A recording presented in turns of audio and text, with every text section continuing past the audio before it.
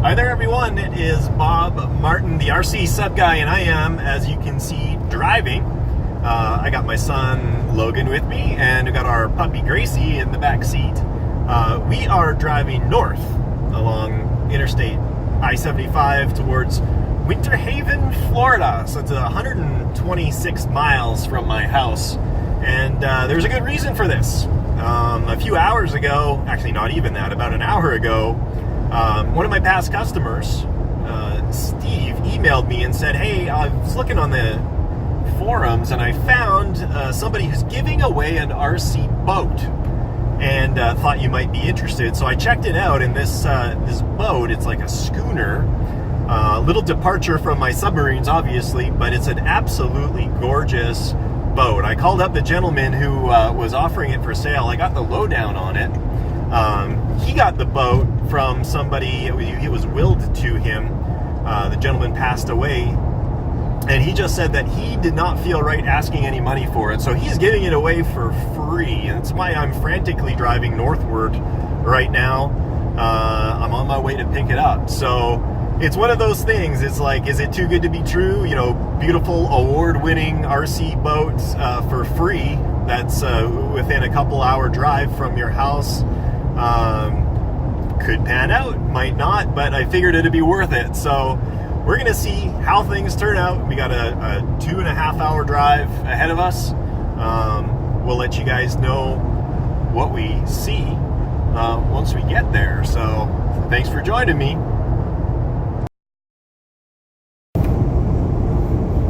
All right, everyone, it is about 4.5 hours later than the first section of that video. We are on our way back to Naples, Florida from Winter Haven, Florida. My son Logan has spelled me off driving, doing a wonderful job. We haven't crashed yet.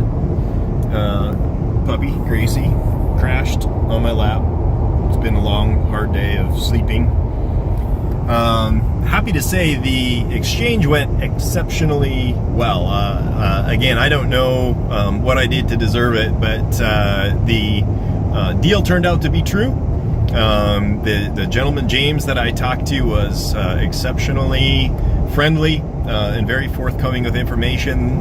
Gave the boat boxes and boxes of goodies and remote control stuff and spare parts and a bunch of documentation going into the history of the boat, which is pretty cool. And I'm just gonna see if we can show it to you kind of back there. It's in the back. It's a big boat, 63 inches long and about 36 inches tall with the mast. It looks great. You know, whoever did it, you know, it looks like probably built a little while ago. It's got the old solid state components in it, which is absolutely great. But I think with a little bit of TLC, a little bit of maintenance to get it back up to snuff again, and maybe what I'm most excited about, a little bit of weathering to go with the pristine paint job that's currently on it. I think it'll be a tremendous boat. So once we get back and I have a chance to get it on the workbench, I'll show you what it looks like, what we got to work with, and maybe come up with a game plan to attack it, get it on the water. All right, everyone, as you can see behind me, I have a boat in my garage, which is a little bit odd because I'd never really had one before. They've all been submarines, but I'm really excited. The more I look at this boat, the more excited I'm getting. I think it's going to be a neat departure for me to play with in my free time, and I hope you'll join me on the Odyssey to get this upgraded and in the water. But before all that happens, I want to show you what it is that I have to work with. And outline some of the amazing work that was done on the boat. So let's take a look. Okay, we have a boat in front of us. She is called Margie Lou, and this was the name of the gentleman that put it together. It was the name of his wife, and that's why he called the boat the Margie Lou. I was given some information by the gentleman that had this and that offered it to me. This is a bunker boat, and it belonged to a gentleman who was a dentist by the name of Dr. Albert Marshall, and he built it back in 1991 through 1994. It took him 3 years, and if you take a look, there is actually a really cool little brass plaque right there that shows the construction date. Just a really neat little feature on there. Lots of really cool details. You know, we've got an anchor with the scale chain. All of these doors are actually functional and slide back and forth. Going to the back here, we see, you know, a little skiff and the hold full of fish there, and we've got a poor seagull who looks like he's an amputee right now, but his wing is over on the deck on the other side, so we can fix him. A couple more little seagulls. There's a lot of little broken pieces in here that are going to need to get re-glued, but I don't think that's going to be a problem really at all. Looks like I have a missing door here. That's unfortunate. Maybe it's inside the boat, you never know. These are all separate pieces here on operational little davits, which are a pretty cool little feature. And then looking at the smokestack, you can actually see a tooth on each side there. A little bit of homage to the gentleman's occupation. And going to the back, we can see this big, like 2¼ maybe 2.5 inch diameter propeller. This is going to be just a ton of fun to get back into shape again, and to, most importantly to me anyway, get looking like a real boat. I am going to weather the heck out of this thing. It is going to be weather beaten, and it is going to look like a real boat once I am done with it. Just give you an idea, I'm going to try this one-handed to give you a glimpse to some of the features inside. Got a speaker there. It does have a full sound system. It has a full lighting system as well. Came with Nautical Commander radio, which I'm going to have to go through there.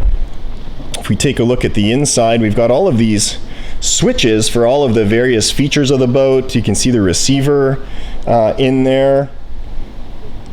I'm going to need to take a really close look when I have more time and see what's inside. There's